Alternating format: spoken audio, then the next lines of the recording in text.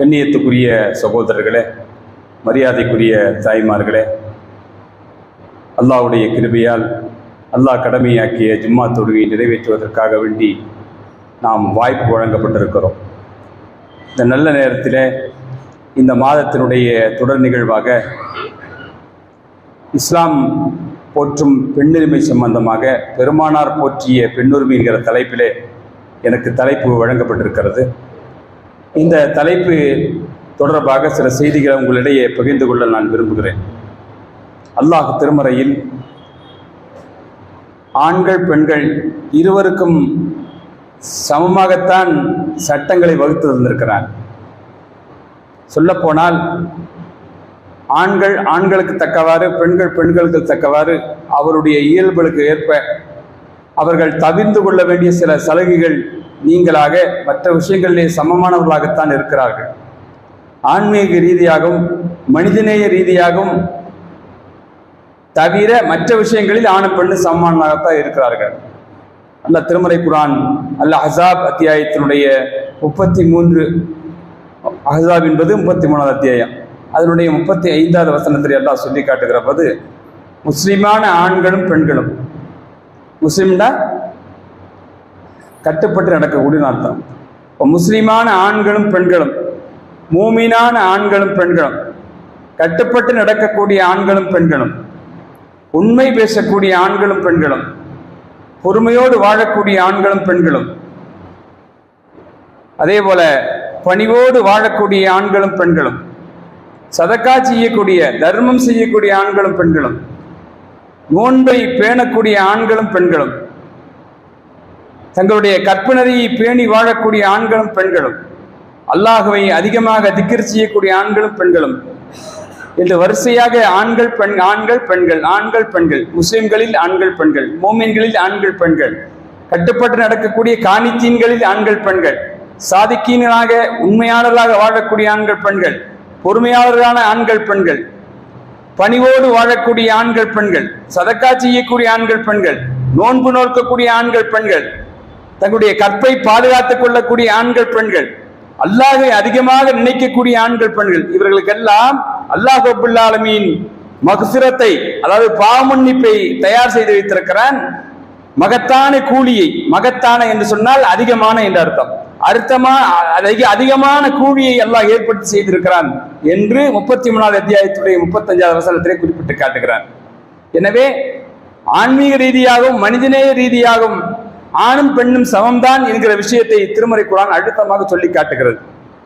எனவே இங்கே நான் தான் உயர்ந்தவன் என்று பேசுவதற்கு, அல்லது நான் தான் நிர்வாகத்தில் இருக்கிறேன் அப்படிங்கிற ஒரே ஒரு காரணத்தினால, நாங்கள் தான் நிர்வாகிகளாக இருக்கிறோம் காரணத்தினால அவர்கள் உயர்ந்தவர் என்ற ஸ்தானத்துக்கெல்லாம் வர முடியாது. அதுக்கு நிர்வாகம் தொழில் ரீதியாக இருந்தால் சரி, அல்லது சமூக ரீதியாக இருந்தால் சரி, குடும்ப ரீதியாக இருந்தால் சரி, எல்லாத்துக்குமே அவர் முஸ்லிமா வாழ்றியா அது ஆணோ பெண்ணோ, மூமினாக வாழ்றியோ ஆணோ பெண்ணோ, கட்டுப்பட்டு நடக்கிறியா ஆணோ பெண்ணோ, உண்மையாக வாழ்றியா ஆணோ பெண்ணோ, பொறுமையாக வாழ்றியா ஆணோ பெண்ணோ, பணிவோடு வாழ்கிறாயா ஆணோ பெண்ணோ, அது சதக்கா செய்யக்கூடிய ஆணாகட்டும் பெண்ணாகட்டும், சம்பாதிக்கக்கூடிய ஆணாகட்டும், சம்பாத்தியத்தை பெற்று வாழக்கூடிய அந்த பெண் சதக்கா செய்தாலும், நோன்பு நோக்கக்கூடிய ஆணாக இருந்தாலும், நோன்பு நோக்கக்கூடிய பெண்ணாக இருந்தாலும், கற்பு என்று சொன்னால் அது பெண்ணுக்கு மட்டும்தான். ஆண் எப்படி வேண்டுமானால் வாழலாம், அவன் ஆம்பளை புள்ள அப்படிங்கிற பேச்செல்லாம் இஸ்லாத்த கிடையாது. கற்புதறி பேழக்கூடிய ஆணும் பெண்ணும், அல்லாஹ் அதிகமாக திக்ர் செய்யக்கூடிய ஆணும் பெண்ணும், இவர்களுக்கு அல்லாஹ் தஆலா மன்னிப்பை தயார் செய்து வைத்திருக்கிறான். அப்படின்னா பாவத்தை விட்டு தப்பிக்க முடியாதா? ஆனா நான் என்ன செஞ்சிருக்கேன், மன்னிப்பை தயாராக வச்சிருக்கிறேன், ஏகப்பட்ட கூலியை வைச்சிருக்கிறேன் சொல்லி அல்லாஹ் தஆலா வாக்குறுதி கொடுக்கிறான். எனவே நாம் அறிந்து கொள்ள வேண்டிய விஷயம் என்று சொன்னா, அதாவது இஸ்லாத்தை பொறுத்த வரைக்கும் ஆம்பளைக்கு தான் சிறப்பு, பொம்பளைக்கு ஒன்றும் கிடையாது அப்படிலாம் கிடையாது. அது காரண காரியங்களோடு விவரிக்கப்பட்டிருக்கிறது. இதுல முக்கியமாக பார்க்க வேண்டும் என்று சொன்னால், அறியாமை காலத்தை பொறுத்த வரைக்கும் பெண் ஒரு விதமாக நடத்தப்பட்டார். அதுக்காண்டி முழுசா என்ன செய்யல, அரபுகள் பெண்களை கேவலப்படுத்தவும் இல்லை, நம்மளா பேசிக்கிட்டு இருக்கிறோம். அப்படி ஒரு சில விஷயங்கள்ல கேவலப்படுத்தினாங்க. எந்த விஷயங்கள்ல கேவலப்படுத்தினாங்க? பெண்களுடைய பிறப்பை அவர்கள் கேவலமாக கருதினார்கள். அடுத்தவனுக்கு போய் வாழ்க்கப்பட்டு அடுத்தவன் வீட்டுல போய் இருக்க வேண்டியதுமா, என் மகன் அவன் ஜப்பாரிச்சு போடணுமா அப்படின்ட்டு சொல்லி அடுத்தவனுக்கு தாம்பத்திய உறவுல தன்னை ஈடுபடுத்தி கொடுக்கக்கூடியவளாக என் மகள் இருக்க வேண்டுமா என்று அவன் நினைத்தான். அதனால என்ன செஞ்சான், அப்படிதான் பிறப்பே வேண்டாம் நினைச்சான். பெண்ணே பிறக்க வேண்டாம், எதுக்கு எனக்கு பெண்ணு பிறக்கணும்னு கேவலப்படணும், பெண்ணே பிறக்க வேண்டாம் அப்படின்னு அன்னைக்கு நினைச்சான். இஸ்லாம் அதை ஏற்றுக்கொள்ள. அது ஒரே ஆண் பெண்ணிலிருந்து பிறக்கப்பட்ட அல்லது ஒரே ஆத்மாவிலிருந்து பிறந்த ஆணாகட்டும் பெண்ணாகட்டும் அவர்களுக்கு ஒரு மரியாதை இருக்கிறது. வழக்கு கர்ரப்னா மணி ஆதமுடைய மக்களை நாம் கண்ணியப்படுத்தி வைத்திருக்கிறோம் என்று சொல்லி அல்லாஹ் ரப்பல் ஆலமீன் திருமறை குர்ஆனிலே சொல்லி காட்டுகிறான். ஆணுக்கும் சிறப்பு இருக்கிறது, பெண்ணுக்கும் இருக்கிறது. அது ஆதமுடைய மகனாக இருந்தாலும் சரி, மகளா இருந்தாலும் சரி, எல்லாத்துக்கும் அந்த சிறப்பு இருக்குங்கிறது தான் அல்லாஹ் திருமறை சொல்லி காட்டுறான். அப்போ பிறப்புரிமையை மறுத்தார்கள். பெண்ணுக்குன்னு சில உரிமைகள் இருக்கிறது. அந்த ஒரு உரிமை என்னன்னு கேட்டா பிறப்பு உரிமை. பெண் பிறக்கக்கூடாது என்று அரபுகள் நினைத்தார்கள். ஜாகிலியாவுடைய காலத்தில், அறியாமை காலம், மௌத்திக காலம் என்று சொல்லக்கூடிய அந்த காலத்திலே பெண் பிறப்பதை அவர்கள் இழிவாக கருதினார்கள், அவமானமாக கருதினார்கள். அதனால் பெண்களை கொலை செய்ய ஆரம்பித்தார்கள், உயிரோடு கொன்றார்கள். அதற்கு மௌஊதத் என்று பெயர். மௌஊதத் என்று சொன்னால் உயிரோடு கொல்லப்பட்ட பெண் குழந்தை என்று பொருள். ஆண் குழந்தையும் கொன்றார்கள், அது வேறு சில வறுமை காரணத்தினால் கொன்றார்கள். ஆனால் பெண்ணை கொன்றது கேவலம் வரக்கூடாது, என் பகல் வேறொருவனுக்கு கீழே படுத்திருப்பதா என்று சொல்லி கேவலமாக கருதினார்கள். அதனால அவர்கள் அந்த பிறப்புரிமையை மறுத்தார்கள். ஆனா திருமறை குர்ஆன் என்ன சொல்லிடுச்சு, நான் ஒரே ஆன்மாவில் இருந்தான் ஆணையும் படைத்தான் பெண்ணையும் படைத்தேன், உனக்கு என்ன சிறப்பு இருக்கோ அதே சிறப்பு ஆணுக்கும் இருக்கிறது, பெண் இருக்கிறது. யாரெல்லாம் அமல் செய்கிறார்களோ, யாரெல்லாம் நம்பிக்கை கொள்கிறார்களோ, அவர்கள் ஆணாக இருந்தாலும் பெண்ணாக இருந்தாலும் அவர்களுக்கு சிறப்பு இருக்கிறது, கண்ணியம் இருக்கிறது என்பதை அல்லாஹ் தஆலா திருமறை குர்ஆன் மூலமாக தெளிவுபடுத்தினான். மட்டுமல்ல, மறுமையிலும் உனக்கும் சொர்க்கம் இருக்குது, அவனுக்கும் சொர்க்கம் இருக்கு. உனக்கு கேள்வி இருக்குது, அவளுக்கும் கேள்வி இருக்குது. உனக்கும் சிராத் இருக்கிறது, அவளுக்கும் சிராத் இருக்கிறது. அவளுக்கும் கேள்வி இருக்குது, உனக்கும் கேள்வி இருக்குது. சொர்க்கம் போவதா என்றால் உனக்கு மட்டும் கிடையாது, அவளுக்கும் சொர்க்கம் உண்டு என்று சொல்லி அல்லாஹ் தஆலா சமப்படுத்தினான். அதே நேரத்தில் இந்த உலகத்தில் யார் குழந்தையை கொள்ளுகிறார்களோ, உயிரோடு பெண் குழந்தையை கொன்று ஒழிக்கிறார்களோ, அப்படிப்பட்ட அந்த குழந்தைகளே நாளைக்கு விசாரிக்கப்படுவார்கள். ஏன்னா கொல்லப்பட்டது குழந்தையா இருக்கும்போது கொல்லப்பட்டது. குழந்தைக்கு என்ன தெரியும் அப்படின்னு கேட்க முடியாது. அல்லாஹ் அங்க பேச வைப்பான். யார அந்த கொல்லப்பட்ட குழந்தைகளையும் எல்லாம் பேச வைப்பான். மௌஊதத் என்று சொல்லக்கூடிய உயிரோடு கொல்லப்பட்ட அந்த குழந்தைகளும் பேசும். எப்படி ஆடு மாடுகளில் கொம்புள்ள ஆடு பேசுவது, கொம்புள்ள ஆடு நாளைக்கு மறுமை நாளிலே கொம்பில்லாத ஆட்டுக்கு கொம்பு கொடுக்கப்பட்டு, கொம்பு கொடுக்கப்பட்ட ஆட்டுக்கு இடிக்கக்கூடிய நிலையை எல்லாம் ஏற்படுத்துவான்ல, அது மாதிரி மழலைகளை அல்லாஹ் தஆலா பேச வைப்பான். அல்லாஹ் திருமறையை தெளிவாக சொல்லுகிறான், இதில் மௌஊதத்து சுயிரத் பிஅய்யிதன் பின் குத்திலத். அன்றைய நாளிலே உயிரோடு கொல்லப்பட்ட குழந்தைகள் விசாரணை செய்யப்படுவார்கள். என்ன பாவம் செஞ்சு நீ செய்த காரணத்தினால் உலகத்திலே நீ கொல்லப்பட்டாய் என்று அல்லாஹ் கேட்பான். குழந்தை சொன்னா எந்த பாவம் செய்யல, நான் பெண்ணா பிறந்தது ஒரு பாவம், வறுமைக்காக நான் கொல்லப்பட்டேன் என்று குழந்தைகள் நாளைக்கு பேசும். அந்த பேசக்கூடிய நிலை ஏற்படும் என்று அல்லாஹ் தஆலா சொல்லி காட்டுகிறான். இதில் மௌஊதத்து சுயிலத் பிஅய்யிதன் பின் குத்திலத். ஒவ்வொரு உயிரோடு கொல்லப்பட்ட குழந்தையும் எதற்காக வேண்டி, என்ன பாவத்துக்காக வேண்டி கொல்லப்பட்டார் என்று விசாரிக்கப்படுகிற அந்த நாளிலே இப்படி நடக்கும் என்று சொல்லி ஒரு சூரத்தில் அல்லாஹ் பேசுகிறார். அதனால் பிறப்புரிமையை மறுக்காதீர்கள். அது ஆணாகட்டும் பெண்ணாகட்டும், வறுமையின்றி கொள்ளாதீர்கள். ஆணாகட்டும் பெண்ணாகட்டும், அவற்றுக்கு உணவளிக்கக்கூடிய பொறுப்பு என்னுடையது என்று அல்லாஹ் தஆலா சொல்லி காட்டுகிறார். அதனால் முஸ்லிம்களை பொறுத்த வரைக்கும் அவர்கள் பிறப்புரிமை மறுக்க மாட்டார்கள். ஆனால் போக போக நாட்கள் செல்ல செல்ல நம்பிக்கையில் குறைவு ஏற்பட்டு இன்றைக்கு கூட என்ன செய்யலாம், நம்ம மற்ற கொள்கையில் இருக்க எப்படி எல்லாம் பேசுறாங்களோ அந்த மாதிரி பேச ஆரம்பித்து விட்டோம். ஆனால் திருமறை குர்ஆன் அதை சொல்லல. என்ன சொல்லுது, உயிரோடு கொல்லப்பட்ட பெண் என்ன பாவத்துக்காக நீ கொல்லப்பட்டாய் என்று கேட்கப்படுவார்கள்.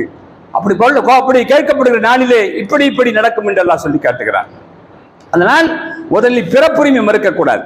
மூசா அலைஹிஸ்ஸலாத்து வஸ்ஸலாமுடைய காலகட்டத்தில் ஃபிரௌனுக்கு ஜோசியர்கள் சொன்னார்கள், என்னாண்டு, இனி பிறக்கக்கூடிய அந்த குழந்தைகளின் காரணத்தினால், ஆண் குழந்தைகளின் காரணத்தினால் உன்னுடைய ஆட்சி அகற்றப்படும், நீ அஞ்சிக்கொள் என்று சொல்லி ஜோதிடர்கள் சொன்னார்கள்.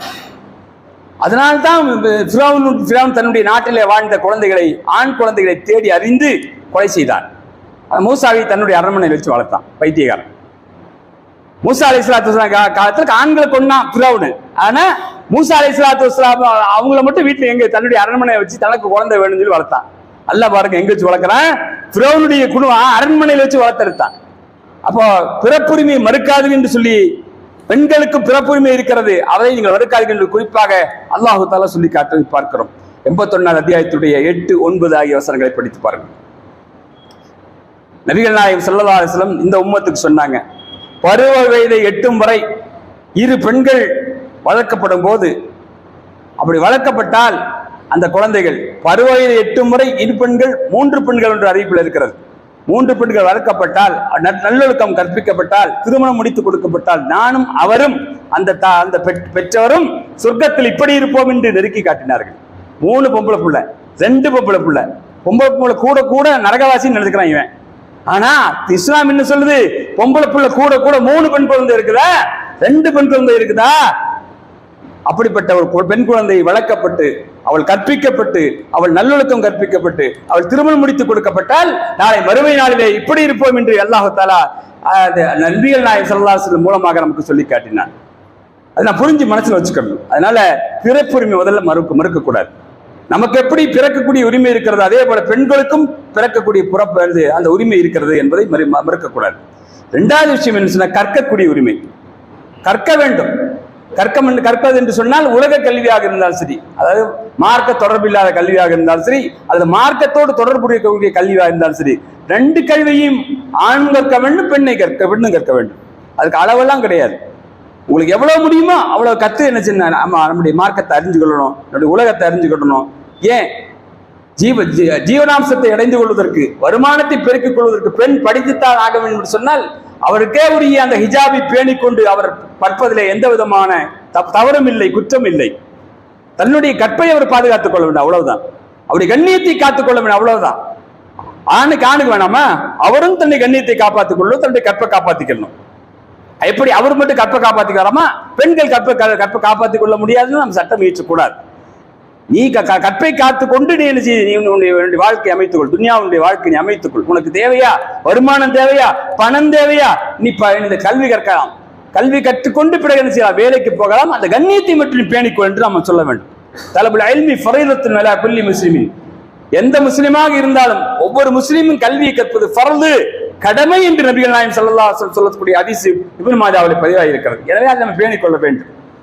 அது மட்டுமல்ல, கல்வி கற்பது கூடாது என்று சொன்னால், நபிகள் நாயகம் ஸல்லல்லாஹு அலைஹி வஸல்லம் காலத்திலேயே பெண்கள் ஆயிஷா ரலியல்லாஹு அன்ஹா அவர்களை அணுகி மார்க்கத்தை கற்றுக்கொண்டார்கள். பெண்கள் மட்டுமல்ல, ஆண்களே கற்றுக்கொண்டார்கள். நபிகள் நாயகம் ஸல்லல்லாஹு அலைஹி வஸல்லம் அவர்கள் காலத்திலாக இருக்கட்டும், நபி ஸல்லல்லாஹு அலைஹி வஸல்லம் காலத்து மரணத்துக்கு பிறகு இருக்கக்கூடிய காலமாக இருக்கட்டும், அந்த காலத்திலும் அன்னை ஆயிஷா இடத்துல கேள்வி கேட்டிருக்கிறார்கள். ரசூலுல்லாஹ் பத்தி கேட்டாங்க. அதுல ஆயிஷா ரலியல்லாஹு பதில் சொன்னாங்க, உன் வேலையை பாரு. ரசூலுல்லாஹ் சொல்லல. மார்க்க கல்வி அவர்கள் கற்றுக் கொடுக்கும் போது நபிகள் நாயகம் ஸல்லல்லாஹு அலைஹி வஸல்லம் கற்றுக் கொடுப்பதற்கு அனுமதித்தார்கள். ஆயிஷாட்டே வந்து கேட்குறீங்க, இன்னும் கேட்காதீங்க அப்படி சொல்லவே இல்லை. ரசூல் ஸல்லல்லாஹு அலைஹி வஸல்லம் அனுமதித்தார்கள். ஆயிஷா ரலியல்லாஹு பேசினாங்க. பெண்கள் கேட்கக்கூடாத விஷயத்தெல்லாம் கேட்டாங்க. எப்படி நான் மாதவிடாய் ஏற்பட்டால் எப்படி குளிக்க வேண்டும், எப்படி சுத்தப்படுத்திக் கொள்ள வேண்டும் என்று கேட்டபோது ரசூலுல்லாஹ் தன்னால் வெக்கத்தோடு பேசினாங்க. அந்த பெண் புரிந்து கொள்வதாக இல்லை. மீண்டும் மீண்டும் கேட்டுக்கொண்டே இருக்கிறார். ஆயிஷாவை காட்டி இவங்கள்ட்ட போய் கேட்டுக்கொண்டு சொல்லி அனுப்பி விட்டாங்க. இப்போ ஆயிஷா ரலியல்லாஹு உள்ள அழைச்சிட்டு போய், ஒரு மாதவிடாய் ஏற்பட்ட பெண் எப்படி நறுமணம் தோய்த்துக் கொள்ள வேண்டும், எப்படி தன்னை சுத்தப்படுத்திக் கொள்ள வேண்டும், எப்படி குடிக்க வேண்டும் என்கிற விஷயத்தை எல்லாம் அல்லாஹ்வுடைய தூதருடைய அந்த மனைவி ஆயிஷா ரலியல்லாஹு விளக்கி கொடுத்தார். இது நம்ம ஹதீஸ்ல பார்க்கிறோம். அதனால கல்வி என்பது என்று சொன்னால் ஆணுக்கும் அந்த உரிமை இருக்கிறது, கற்கக்கூடிய உரிமை இருக்கிறது. அது உலகத்துடைய கல்வியோ, மார்க்கம் சார்ந்த கல்வியோ, மார்க்கம் சாராத கல்வியாக இருந்தாலும், எந்த கல்வியாக இருந்தாலும் அதை தேடிக்கொள்ளக்கூடிய உரிமை இஸ்லாம் அது ஆணுக்கும் வழங்கி இருக்கிறது, பெண்ணுக்கும் வழங்கி இருக்கிறது. ஆனால் நாம் என்ன செய்யலாம், சில உரிமைகளை முடக்கி வைத்திருக்கிறோம், கொடுக்கதே இல்லை. ஒரு கட்டத்தோட முடிச்சிடுறோம் நம்ம. ஏன்னா நானும் படிக்க மாட்டேன், நீயும் படிக்காது, நானும் மார்க்கத்தை அறிய மாட்டேன், நீ அறியாது அப்படிங்கிற நிலைமைக்கு நம்ம போயிட்டோம். அதனால என்னாச்சு, இவருக்கும் தெரியாது, வீட்டில் இருக்கிற பொண்ணுக்கும் தெரியாது. நானே கத்துக்க மாட்டேங்க, நீ என்ன கத்துக்கிறதுக்கு சொல்ற மாதிரி இருக்கு. அப்ப மார்க்க கல்வியை விஷயத்துல ஆணும் பெண்ணும் 2 பேரும் கல்வியை கற்றுக்கொள்ள வேண்டும். அந்த உரிமை வழங்கியது போல கற்றுக் கொடுக்கக்கூடிய உரிமையும் அதுக்கு இருக்கிறது. ஆணுக்கு எப்படி உரிமை இருக்கிறதோ, ஹிஜாபை பேணி பெண் என்கிற அந்த கண்ணோட்டத்திலே ஒரு பெண் தன்னை எப்படி காத்துக்கொள்ள வேண்டும், அந்த வழிமுறைகளை பேணி தன்னுடைய மார்க்க கல்வியை கற்றுக் கொடுக்க வேண்டிய அந்த கடமை பெண்ணுக்கும் இருக்கிறது. அது நிர்வாகத்தில் இருக்கணும்னு அவசியம் இல்லை, ஒரு ஜமாத்தில் இருக்கணும்னு அவசியம் இல்லை, தனியாக இருந்து கொண்டும் அந்த பெண் அதை செய்ய வேண்டிய கடமை அவருக்கு இருக்கிறது. அதை தடுக்கக்கூடிய உரிமை யாருக்கும் கிடையாது. புரிஞ்சுங்களா? தனியாக இருந்து செய்யக்கூடாது, நிர்வாகத்தில் இருந்தா செய்ய தடுக்க முடியுமா? யாரையும் தடுக்க முடியாது. செய்யற மார்க்க கல்வியை தானும் கற்று பிறகு கற்றுக் கொடுக்க வேண்டிய உரிமை கடமை யாருக்கும் இருக்கிறது. என்கிட்ட எனக்கு பயமா இருக்கு, நாம சொல்லி பயன்படுத்திக்கலாம், அவ்வளவுதான். என் நிர்வாகத்தில் இருந்து எனக்கு எங்க ஜமாத்துக்கு நல்லா இருக்கு வா அப்படி கூப்பிட்டுக்கலாமே தவிர நீ கட்டாயமா என் ஜமாத்துல இருந்து கற்றுக் கொடுக்கணும் எந்த ஜமாத்து சொல்றதுக்கு மார்க்கத்துல உரிமை கிடையாது. அந்த உரிமை தனியாக இருந்தால் அவர்கள் கற்றுக்கொள்ளலாம், கற்றுக் கொடுக்கலாம், அந்த உரிமை வழங்கி இருக்கிறது. அதே போல பார்த்தீங்கன்னா கல்வி உரிமை, திருமண உரிமை என்று எடுத்துக்கொண்டால் திருமண உரிமையில கட்டாய திருமணம் என்பது அது இன்றைக்கு பேசுகிறார்கள். கட்டாய திருமணம் பண்ணி வைக்கிறாங்க குழந்தைகளுக்கு, சின்ன வயசுல கல்யாணம் பண்ணி வைக்கிறாங்க, மழலைகளுக்கு கல்யாணம் பண்ணி வைக்கிறாங்க, அந்த பருவத்தை அடைவதற்கு முன்னால் கல்யாணம் பண்ணி வைக்கிறாங்க அப்படிலாம் பேசுறாங்க. இன்னைக்கு இஸ்லாம் வந்து என்ன செய்யல, அது பெண்ணை ரெண்டா தான் பிரிக்குது. ஒரு பெண் அவள் வந்து தன்னுடைய அந்த கற்பை பேணிக்குள்ள கிடைத்த காலகட்டத்தில் ஒரு பெண் ஏற்கனவே திருமணமானவள், ஏற்கனவே திருமணம் ஆகாதவள், திருமணம் ஆன பெண், திருமணம் ஆகாத பெண், இப்படித்தான் பார்ப்பதை தவிர வேறு கிடையாது. ஏற்கனவே திருமணம் ஆகி அவள் கைவிடப்பட்டால் அல்லது மணமகனை இழந்தால் கணவன் இல்லாதவள், கணவன் இல்லாத பெண், கணவன் உள்ள பெண், கணவன் இல்லாத பெண்ணுக்கும் அந்த மன உரிமையை வழங்குகிறது, கணவன் இருக்கிற பெண்ணுக்கும் அந்த உரிமையை வழங்குகிறது, இல்லாத பெண்ணுக்கு வழங்குகிறது, இல்ல இருக்கிற பெண்ணுக்கு வழங்குகிறது. அதுல சொல்ல போனா கணவன் ஏற்கனவே வாழ்க்கப்பட்டு இறந்து போயிருந்தாலும் சரி அல்லது அவன் தலாக்கு விட்டிருந்தாலும் சரி அந்த பெண்ணிடத்தில் கேட்டுத்தான் திருமணத்தை முடித்துக் கொடுக்க வேண்டும். அவருடைய பாதுகாவலர்கள் பொறுப்பாளர்கள் கேட்டுத்தான் கல்யாணம் முடிக்க வேண்டும், இல்லாட்டி கல்யாணமே கூடாது என்று சொல்லப்பட்டது. அதை பெண்ணை பொறுத்த வரைக்கும் திருமணமே ஆகாத பெண்ணாக இருந்தால் அவளிடத்து அனுமதி பெற்று திருமணம் முடிக்க வேண்டும் இஸ்லாம் சொல்லுகிறது. அனுமதி இல்லாம எந்த தாப்பனும் சரி, எவ்வளவு பெரிய மீசை வச்சிருந்தாலும் சரி, எவ்வளவு பெரிய தாடி வச்சிருந்தாலும் சரி, அவளுக்கு அது விருப்பம் இருக்கா, அந்த மாப்பிள்ளை கல்யாணம் பண்ணிக்கிறீங்க அந்த பெண்ணுக்கு விருப்பம் இருக்குதா, கேட்ட நிக்காஹ் ஐயுமா வலியின் நக்கஹத் ஐயுமா ரஜுலின் நக்கஹத் இம்ராத்தன் வேரி வலிஹா பனிக்காஹுவா பாத்திலுன் பனிக்காஹுவா பாத்திலுன் பனிக்காஹுவா பாத்திலுன். வலிகாரருடைய அனுமதி இல்லாமல் திருமணம் முடிக்கப்பட்டால் அந்த திருமணம் செல்லாது, அந்த திருமணம் செல்லாது. எப்போ அவள் ஏற்கனவே திருமணம் ஆகாத கன்னி பெண்ணாக இருந்தாள் திருமணம் செல்லாது. அதே போல கல்யாணம் ஆன பெண்ணாக இருந்தாலும் தலாக்கு விடப்பட்ட பெண்ணாக, அதே போல தலாக்கு விடாம கணவன் இறந்து போன பெண்ணாக இருந்தாலும் மறு திருமணம் செய்கிற போது அந்த நேரத்தில் வலிகாரரை கேட்டுக்கொள்ள வேண்டும், கண்ணியம் இருக்கிறது. அந்த கல்யாணம் முடிச்சிருந்தான், வாழ்க்கை இழந்திருந்தான், கல்யாணம் கேட்டுதான் செய்யணும், அந்த கண்ணியம் எல்லாம் இஸ்லாம் கொடுத்திருக்கு.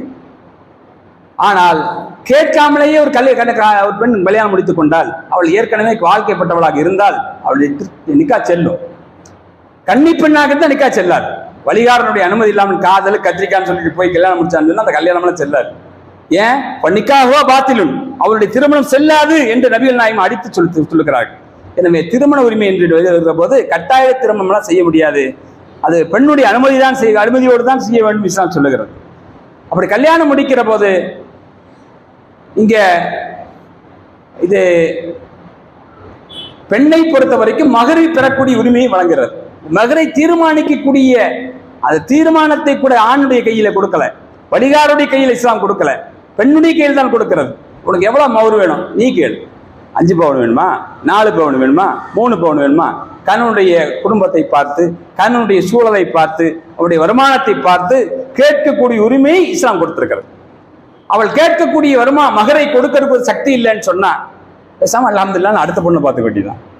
5 பவுன் கேட்கறது ஒரு பெண்ணு, அது பெறுவதற்கு தகுதி அந்த பெண்ணுக்கு இருக்கிறது என்று சொன்னால் அதை கொடுத்தாக வேண்டும். பாத்து நிசா சதுகாத்திஹின் நிஹலா, பெண்களுக்கு அவருடைய மகரை நீங்கள் கட்டாயம் கொடுங்கள் என்று அல்லாஹ் தஆலா திருமறையில் சொல்லி காட்டுகிறான். இப்போ மகர் பெறக்கூடிய உரிமையும் இஸ்லாம் கொடுத்து பெண்ணை கண்ணியப்படுத்துகிறது. அதே மாதிரி இப்ப சொன்ன இஸ்லாத்துல சமூகத்தில் சிறந்தவர் யார் என்ற கேள்விக்கு நபிகள் நாயகம் அளிக்கக்கூடிய பதில் அருமையான பதில். நீ உன்ற பொண்ணை, உன்னுடைய மகளை, உன்னுடைய மனைவியை, உன்னுடைய தாயை நீ எப்படி நடத்துறியோ அதை பொறுத்து தான் உன்னுடைய கண்ணியம், சமூகத்தில் உன்னுடைய கண்ணியம்.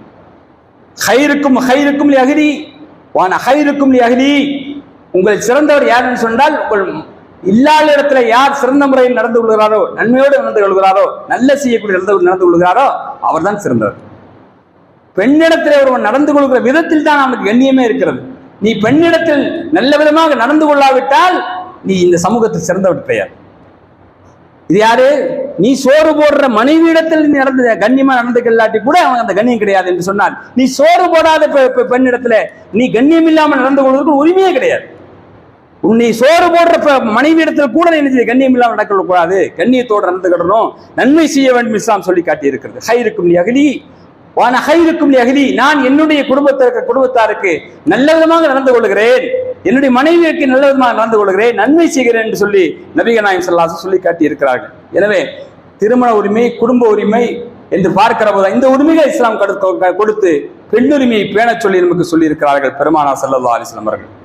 அடுத்து பார்த்தால் சொத்துரிமை.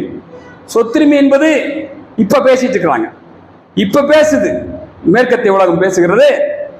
இப்போ 20 நூற்றாண்டு முடிந்த பிறகுதான் பேசுகிறார்கள்.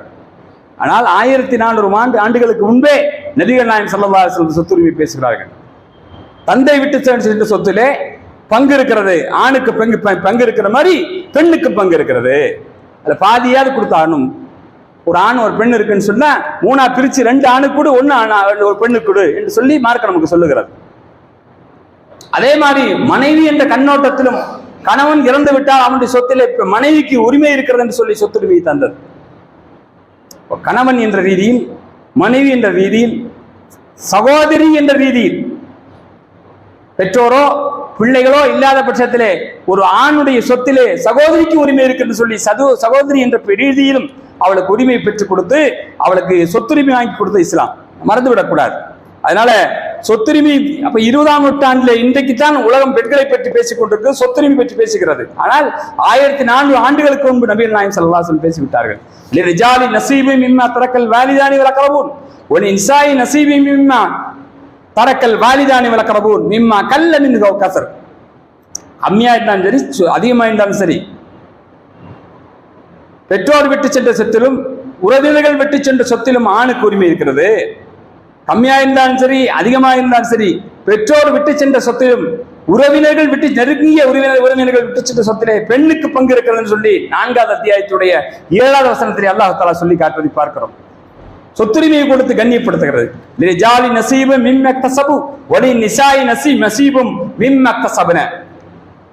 ஒரு ஆண்கள் சம்பாதித்த சொத்திலே அவர்களுக்கு பங்கு இருக்கிறது, பெண்கள் சம்பாதித்த சொத்திலே அவர்களுக்கு பங்கு இருக்கிறது. வருமானம் ஈட்டுகிறார்கள் சொன்னால் இது நான் சம்பாதிச்சது என்று சொல்வதற்கு ஆணுக்கு எப்படி உரிமை இருக்கிறதோ அதே போல பெண்ணும் சொல்லலாம் இது நான் சம்பாதிச்சது, இது எங்க ஆசு அப்படின்னு சொல்வதற்கு. நீ எங்கிட்ட வாழ்ற, நான் உனக்கு சோறு கொடுக்குறேன், நீ என்ன செய்யணும், நீ சம்பாதிக்கலாம் எங்கிட்ட தான் கொடுத்தாங்கன்னு எந்த ஆம்பளையும் சொல்லக்கூடாது.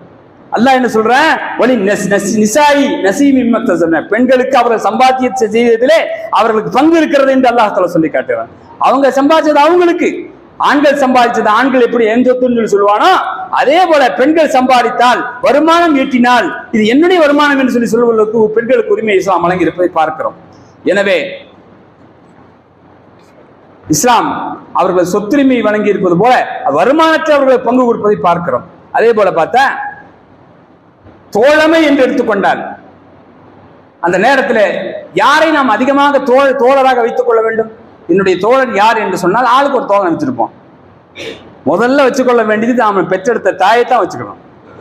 யாரா இருந்தாலும் அது ஆணோ பெண்ணோ, உன்னுடைய தோழி யார் என்று கேட்டாலோ அது தோழன் யார் என்று கேட்டாலோ முதலில் சொல்ல வேண்டியது அம்மா தான் என் தோழன், அம்மா தான் என்னுடைய தோழி என்று சொல்லக்கூடிய அந்த கண்ணியத்தை இஸ்லாம் ஏற்படுத்தி கொடுத்தது அந்த அறியாமை காலத்திலேயே கற்றுக் கொடுத்தது. நபிகள் நாயகம் ஸல்லல்லாஹு அலைஹி வஸல்லம் ஒரு சாஹிப் வந்து கேட்கிறார், நான் தோழமை கொண்டு நல்லுறவு பாராட்டுவதற்கு தகுதி பெற்றவர் யார், மக்களிலேயே மிகவும் தகுதி பெற்றவர் யார் என்று கேட்கிறார்.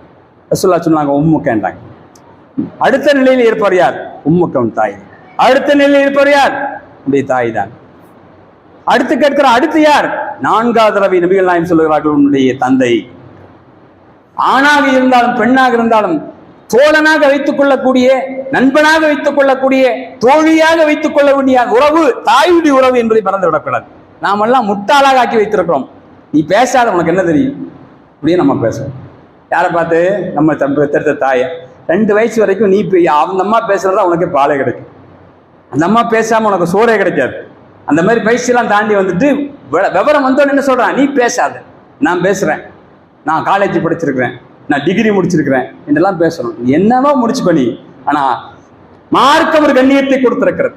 மார்க்கம் ஒரு ஒரு இஸ்ஸத்தை கொடுத்திருக்கிறது. என்னது? தோழமை பாராட்டத்துக்கு மிகவும் தகுதி பெற்றவர் தாய் தாய் தாய் என்று 3 தடவை சொல்லி 4வது தடவை தந்தை என்று நபிகள் நாயகம் ஸல்லல்லாஹு அலைஹி சொல்லி காட்டுகிறார்களே. நாம் நம்முடைய தோழனாக நம்முடைய தோழியாக நான் பெற்றெடுத்த தாயை வைத்திருக்கிறோமா, பெண்களை வைத்திருக்கிறோமா என்று சிந்தித்து பாருங்கள். நாம் எந்த அளவுக்கு கேவலமானவர்கள் என்பது புரியும். பெரிய அறிவாளி என்று சொல்லி நினைத்துக் கொள்கிறோம். நீ எவ்வளவு பெரிய படித்தவனா இருந்தாலும் சரி, IAS IPS IFS நீ யாராக இருந்தாலும் சரி, உன்னை பெற்றெடுத்த தாய்க்கு ஒரு உன்னையோட கண்ணியம் இருக்கிறது என்று மார்க்கம் நமக்கு சொல்லி காட்டுகிறது. நீ தோழமை பாராட்டு மிகவும் தகுதி பெற்றவர் உன்னை பெற்றெடுத்த தாய் தான் என்று இஸ்லாம் சொல்லி காட்டுவதை நாம் பார்க்கிறோம். 3 தடவை சொல்லி 4வது தடவை தான் தந்தை சொல்லுது. அதனால இந்த கண்ணியத்தை பேண வேண்டிய பெண்களுக்கே அவருக்கு அந்த கண்ணியத்தை பேண வேண்டும் என்று சொல்லி நபிகள் நாயகம் ஸல்லல்லாஹு அலைஹி வஸல்லம் அவர்களை சுமையாக கருதுகிறோம். சுமையல்ல, அவர்கள் பலம். தாயாக மகளாக மனைவியாக இருக்கிற போது அவர்கள் உரிமையை கொடு, கண்ணியத்தை கொடு என்று இஸ்லாம் நமக்கு சொல்லி காட்டுகிறது. அதே போல இன்னைக்கு பாத்தீங்கன்னு சொன்னா, இன்னைக்கு என்ன சிங்கப்பெண் அடி வாங்குறது யாரா? சிங்கப்பெண் தான். சீரழிச்சு போறது இன்னைக்கு இந்த சிங்கப்பெண் தான் முதல்ல அடி வாங்கிட்டு இருக்கு. மார்க்கம் வீட்டுல நீ இந்த கண்ணியத்தை கொடுத்தா சமூகத்துல போய் எண்ணெய் கொடுத்துட்டு இருக்கிற நீ. வீடுகள்ல நம்முடைய தாயை நடத்துற விதம் சரியில்லை. சிங்கப்பெண்ணெல்லாம் வந்து தெருவில் இருக்கிற பொம்பளை எல்லாம் சிங்கப்பெண்ணா நடத்தி விட்டு வீட்டில் இருக்கிற பொம்பளை பூரா என்னது சீரழியக்கூடிய நிலையில விட்டிருக்கிறாங்க என்று சொன்னால் இந்த சிங்கப்பெண்ணை இஸ்லாம் வரவேற்கவில்லை. சிங்கப்பெண் என்று சொன்னால் இந்த குடும்பத்திலிருந்து சிங்கப்பெண்ணாக ஆரம்பிக்க வேண்டும். சமூகத்துடைய சிங்கப்பெண்ணை ஒரா விட்டு போட்டு தெருவில் சுத்த விட்டு போட்டு வீட்டில் இருக்கிற பொம்பளையா பூரா என்ன செய்து முடக்கி வைத்திருக்கக்கூடிய நிலை இஸ்லாம் ஏற்றுக்கொள்ளவில்லை. எனவே கண்ணியத்துக்குரியவர்களே, நம்முடைய பிறக்கக்கூடிய உரிமையா இருந்தாலும், கல்வியாக உரிமையா இருந்தாலும், கல்யாணம் முடிக்கக்கூடிய உரிமையாக இருந்தாலும், இது எல்லா உரிமைகளும் இஸ்லாம் பேணி இருக்கிறது. அவருக்கு கொடுக்க வேண்டிய கண்ணியத்தை தோழமை கொள்வதற்கு தகுதி வாய்ந்தவர், மிகவும் தகுதி பெற்றவர் பெண் தான், அதாவது தாய் தான் என்று 3 தடவை நபிகள் நாயகம் ஸல்லல்லாஹு அலைஹி சொன்னாங்க. சமூகத்தில் சிறந்தவர் யார்? தன்னுடைய குடும்பத்தாருக்கு எல்லாருக்கு யார் வாரி வழங்குகிறாரோ, நன்மை செய்கிறாரோ அவர்தான் உங்களில் சிறந்தவர். நான் அப்படித்தான் வாழ்கிறேன் என்று சொல்லி நபிகள் நாயகம் கற்பித்து கொடுத்து நமக்கு சொல்லிக் கொடுத்து இந்த உலகத்திலே நாம் பெண்ணை பேண வேண்டும், அவர்கள் உரிமையை பேண வேண்டும் என்கிற கருத்தினை நபிகள் நாயகம் அளித்து வலியுறுத்தினார்களே, அது நினைவு கொள்ள வேண்டும். இன்னும் சில உரிமைகள் இருக்கிறது. 2வது உரையை பார்ப்போம். வாஹதாவனா அல்ஹம்துலில்லாஹி ரப்பில் ஆலமீன்.